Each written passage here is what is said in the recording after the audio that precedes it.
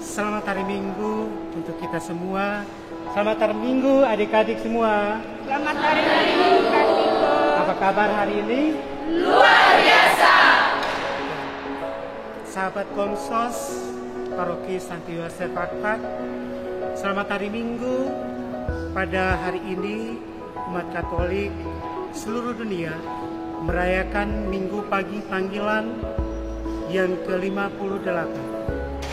Pada hari ini saya bersama adik-adik Kontra Paroki Santo Yosef Akpat bersama suster yang luar biasa yang penuh semangat ya, yang melayani umat Paroki Santo Yosef Akpat.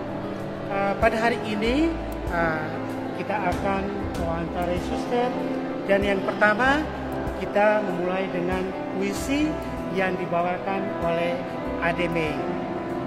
Kami silakan.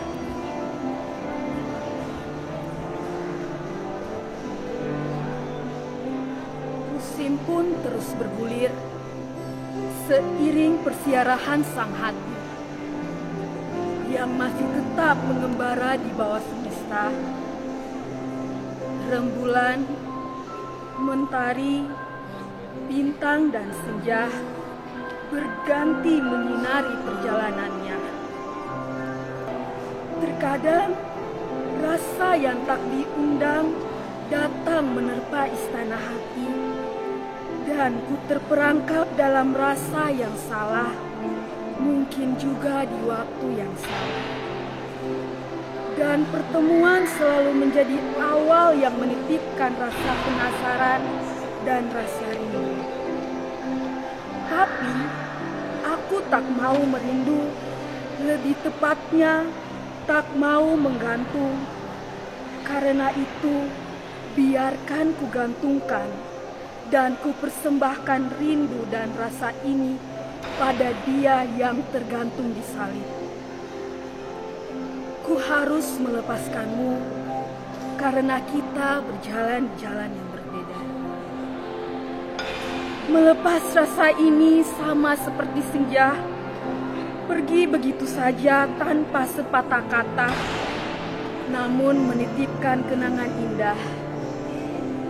Tapi ku harus melepaskan kepergianmu karena aku tak ingin ada luka di antara dua hati, kau dan aku.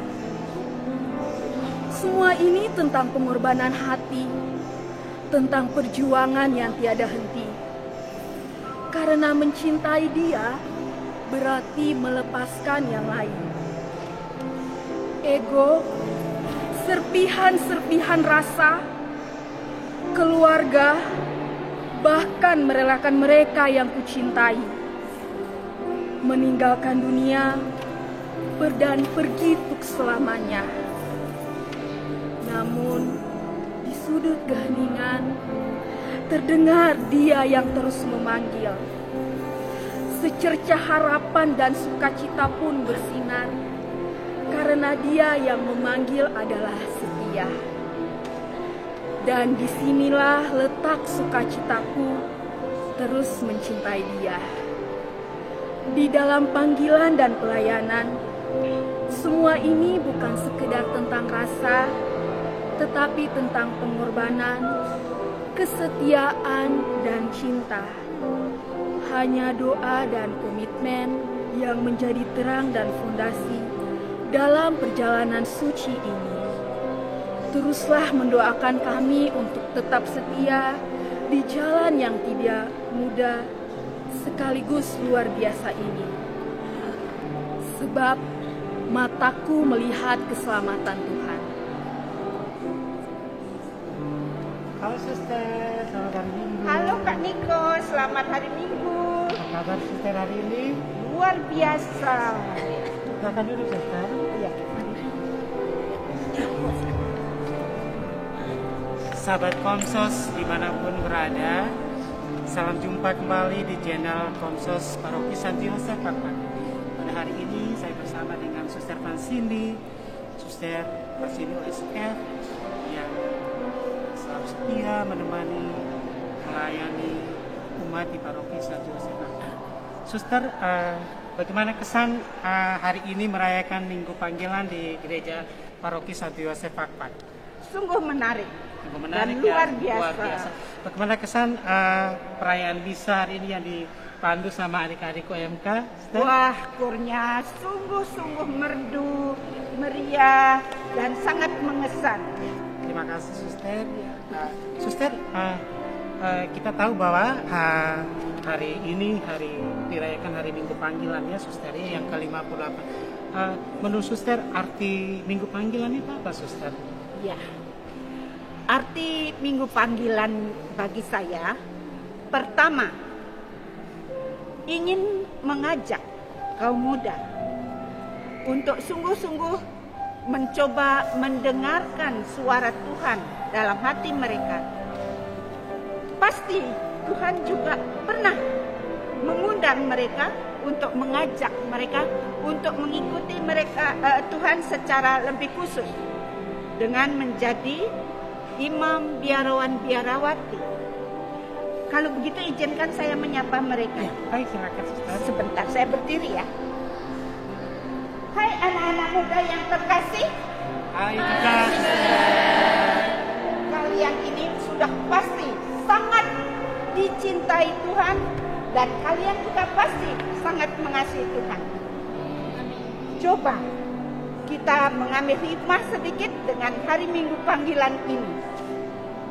Suster ingin bertanya, apakah kalian pernah merasakan di lubuk hati paling dalam keinginan untuk menjadi imam atau pastor, bruder atau suster? Pernah ya? Nah, kalau memang pernah, tolong jangan diabaikan. Karena itu berarti Tuhan sudah menanamkan benih-benih panggilan suci dalam hati kalian. Wah, Tuhan kali ini berpesan, jangan pernah takut mengikuti Tuhan. Sungguh, saya sudah 45 tahun jadi suster loh. Wah, tepuk tangan boleh. Apa yang saya rasakan selama 45 tahun ini? Luar biasa. Ternyata hidup mengikuti Tuhan dalam hidup panggilan ini, wow, indah. Sungguh-sungguh membahagiakan lahir batin, rohani, jasmani. Maka setiap hari saya hanya bisa bersyukur dan amat bersyukur. Sungguh, saya merasa Tuhan selalu memberi yang terbaik sehingga damai sejahtera selalu saya rasakan. Bukan berarti kalau menjadi suster itu tidak pernah punya kesulitan atau tantangan atau kesusahan. Buktinya saya gemuk. Iya, tapi lagu kalian, lagu komuni tadi sangat mengesan. Setiap ada tantangan, cobaan, kesulitan, Tuhan pasti melindungi. Itu inti lagu kalian tadi. Itu benar saya alami. Sepanjang hidup menjadi suster, saya melalang buana. Berapa kali saya dikirim ke luar negeri. Dan di seluruh Indonesia kami biaranya di semua pulau hampir ada. Kami sekitar 400 suster. Nah, apa yang menjadi kunci kekuatan saya setiap hari dalam perjuangan terus meniti hidup sebagai suster? Satu, saya ingin terus menyerahkan diri kepada Tuhan. Biarlah Tuhan sendiri yang menyetir hidup saya, menguasai, memimpin hidup saya.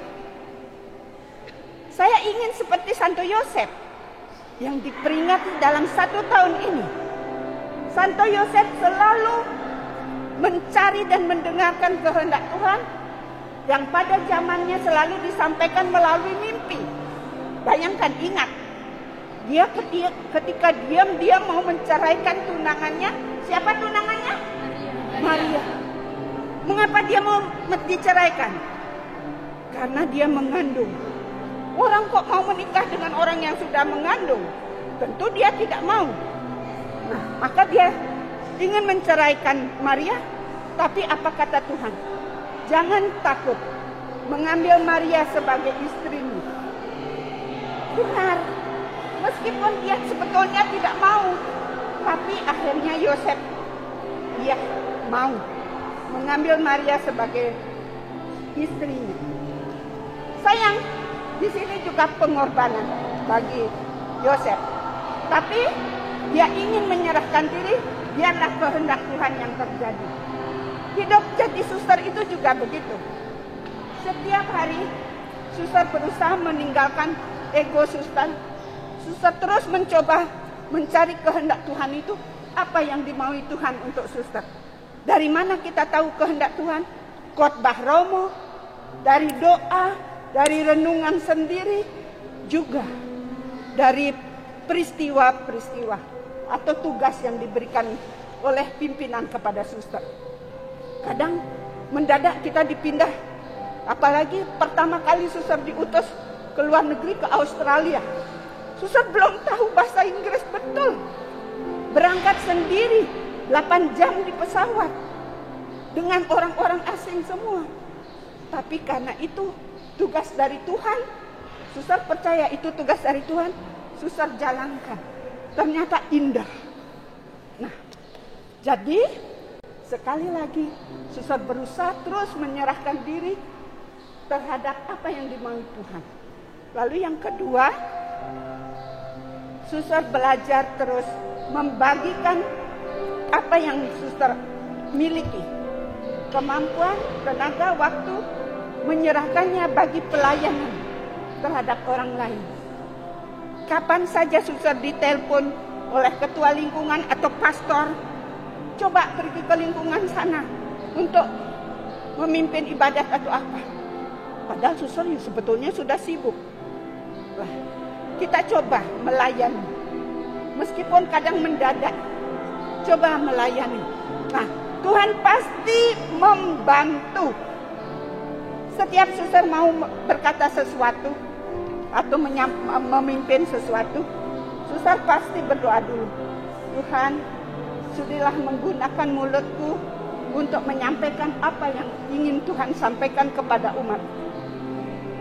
Tuhanlah yang berbicara. Jadi kita menyerahkan diri dulu, mau dulu, rela dulu dipakai Tuhan, mau melayani. Lalu yang ketiga, taat, setia. Seperti Yosef tadi, berusaha taat dan setia. Ketika Yosef di Bethlehem, Yesus lahir, dan begitu diperintahkan lewat mimpi, selalu di zaman Yosef itu selalu mimpi yang dipakai Tuhan.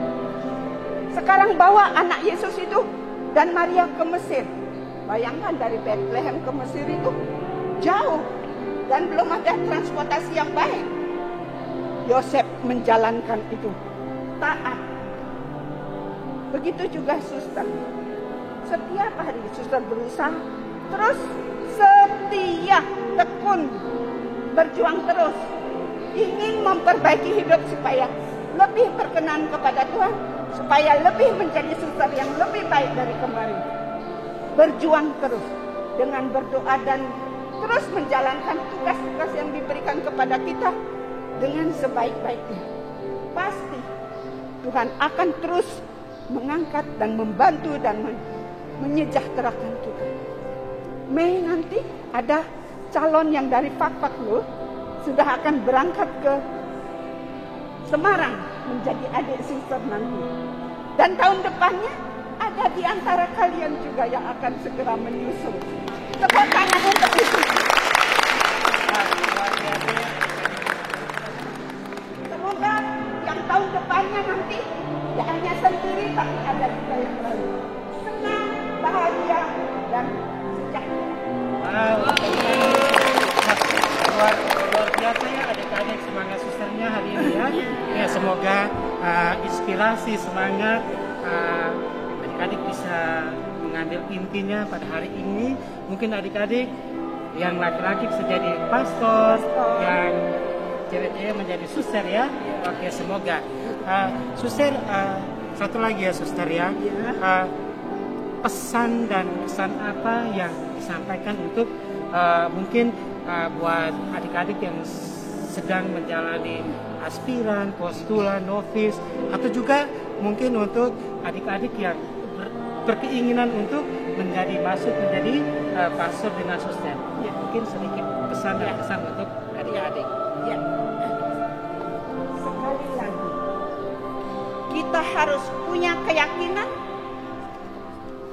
kalau Tuhan memang betul memanggil kita, pasti akan diberi jalan dan pasti akan memampukan kita untuk sampai menjadi seorang pastor atau bruder atau suster yang membanggakan. Amin. Maka sekali lagi tolong berdoa. Kalau Tuhan memanggil kalian, jangan dikecewakan. Karena kalau kalian menolak, seolah-olah menutup telinga, seolah-olah tidak mendengar, kalian hidupnya tidak akan tenang. Tapi kalau kalian mendengar suara Tuhan, kalian dipanggil untuk menjadi suster atau romo atau bruder, tolong ikuti. Itu akan membahagiakan. Ya, jelas ya? Ada yang mau bertanya? Ada yang mau bertanya? Kami menunggu kongregasi kami atau tarekat kami seluruh dunia. Ada 14 di negara lain yang bekerja sama dengan kami, artinya satu cabang. Kalau kami ke Amerika, itu rumah sudah tersedia, tidak perlu bayar apa-apa. Itu cabang kami. Di Brasil, Polandia, Amerika, Filipina, Tanzania, di mana-mana ada. Ya, kami menunggu kalian. Baik, terima kasih suster atas kesediaan waktunya dan adik-adik OMK yang sangat luar biasa hari ini ya. Oke baik, sahabat Komsos Paroki Santi Yosef Fatfak dimanapun berada, demikianlah perbincangan kami bersama Suster Francini USF dan juga adik-adik OMK. Jangan lupa like, komentar dan subscribe di bawah ini. Terima kasih dan Tuhan memberkati. Terima kasih Kak Niko, semua terima kasih sahabat Komsos.